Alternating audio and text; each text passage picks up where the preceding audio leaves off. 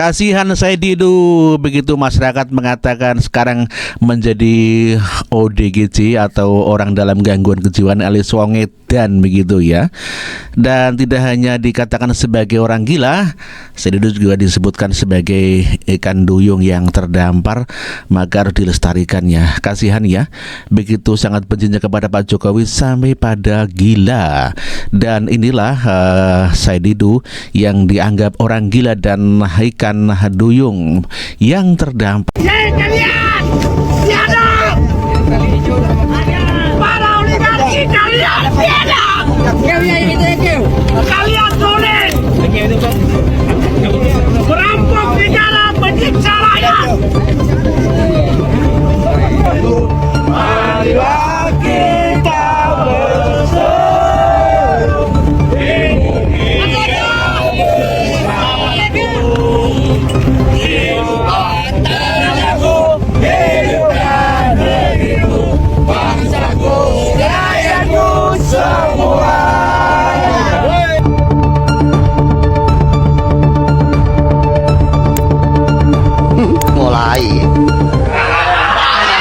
mulai muncul.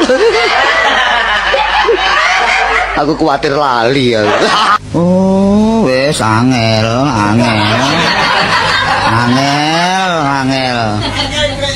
Angel temen tuturamu.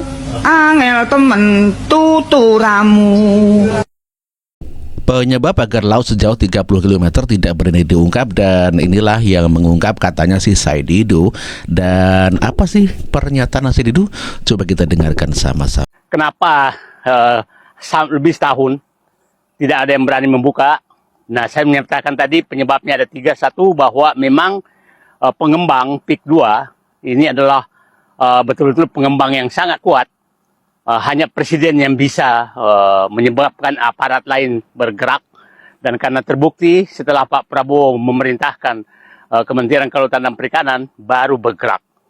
Yang kedua, kenapa tidak ada yang tidak bisa terbuka selama ini? Karena itu sistemnya, bekerjanya pembangunan tersebut sistem, menurut saya sistem preman. Kita nggak tahu siapa yang memagar karena tidak ada kontrak. Tapi saya yakin betul yang ketiga penyebabnya adalah bahwa ini terjadi sebenarnya transaksi jual beli pantai yang diterja antara yang dimotori. Saya punya dugaan kuat adalah antara kepala desa yang ada di sana dengan BPN, dan seakan-akan nanti pantai-pantai yang tidak dipagar itu sudah dibeli oleh pengembang karena ada pemilik fiktif yang dibikin. Jadi seakan-akan itu bukan laut, tapi itu adalah tanah bekas abrasi. Itu dugaan saya yang terjadi. Sehingga pemagaran tersebut adalah memang untuk mengakuisisi lahan untuk siapkan reklamasi. Nah, sekarang saya ingin menyampaikan berharap kepada Presiden Prabowo bahwa penyegelan tersebut itu bukan menyelesaikan masalah.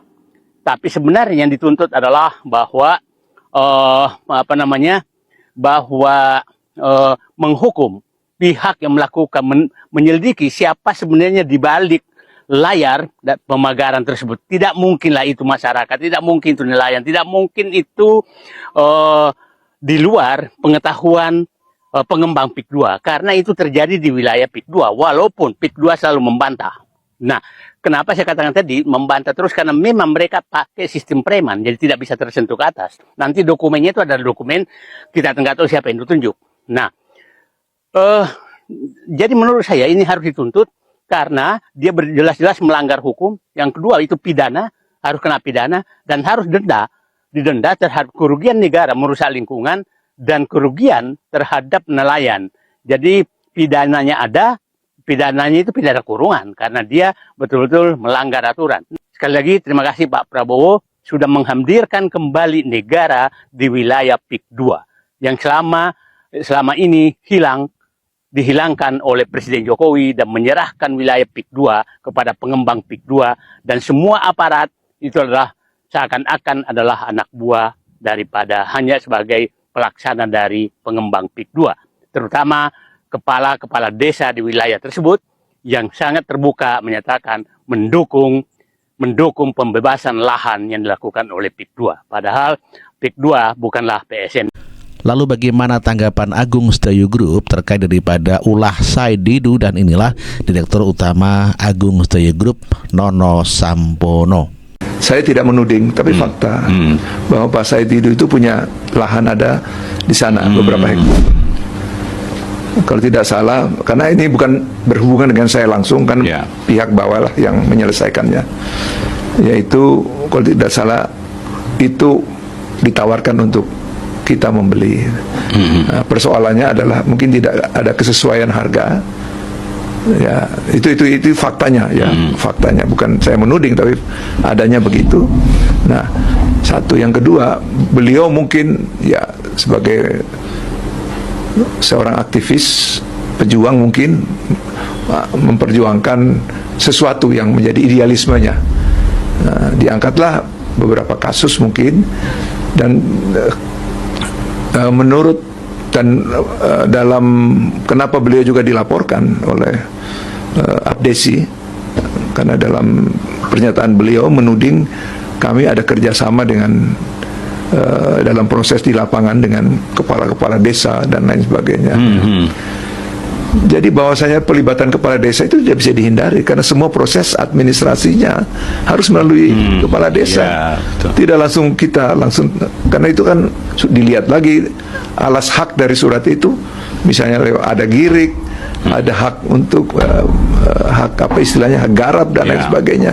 Itu semua kan harus melalui desa prosesnya. Tanah milik negara semua kan itu di Dulunya itu yang tadi saya katakan, kenapa dia kalau dilihat dari itu ada ABCD itu adalah titik-titik di mana lahan itu perkiraan saya sekian tahun yang lalu itu menyatu.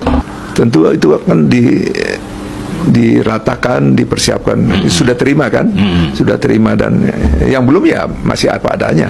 Cuman yang terjadi kadang-kadang juga bolong-bolong. Jadi gini, yang ini sudah dibebaskan, ini masih bolong, yang ini masih ada, belum.